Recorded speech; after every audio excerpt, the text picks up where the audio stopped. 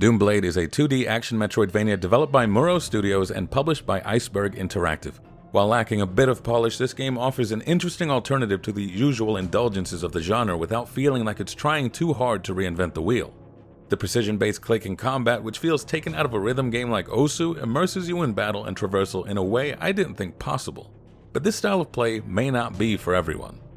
The Doomblade is a sentient weapon of immense power and immeasurable wrath that has summoned you, an abandoned Gloom Girl, to free it from its chains, wield it, and carry out its revenge against the Dreadlords. The art may seem simple enough as far as 2D animations go, but the masterful composition and slow exposure to the world never stops making you feel all-powerful and insignificant with every step you take through the lowlands. From industrial rock to mellow tunes, the music perfectly captures the vibes of a fractured environment made up of tainted woodlands, haunted mines, an ethereal void, and a mechanical parasite. You start with a jump and then gain your main move, a slash attack that launches you directly towards the enemy you target. It's straightforward and genuinely feels invigorating to flick and chain attacks all over the screen as you traverse the environment or clear a room of baddies without touching the ground. It can be frustrating at times if you're not used to a game making demands of your mouse hand to this degree, but you can use a controller. If you're not used to a twin stick scheme that has you jumping with the triggers, you can rebind your buttons, but personally I feel the controller lacks the pinpoint precision necessary to pick out a target in a group.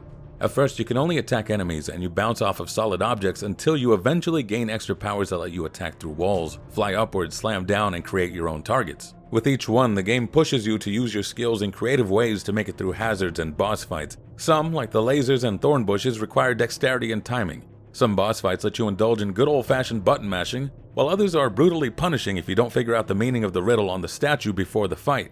If you need to cool off, there's plenty to explore in the surrounding areas and lots of secrets to boost your character, uncover lore, or fight optional bosses. I finished the main storyline on my first playthrough at around 8 hours of gameplay with 70% completion. The minor details are what hold the game back from being great.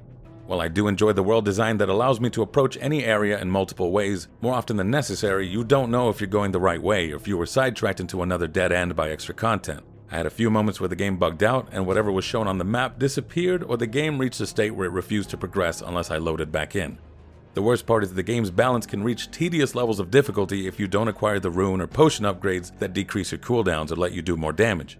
All in all, Doomblade is a solid Metroidvania with unique execution and a superb art direction, but it's missing some quality of life touches that cover up the usual pitfalls.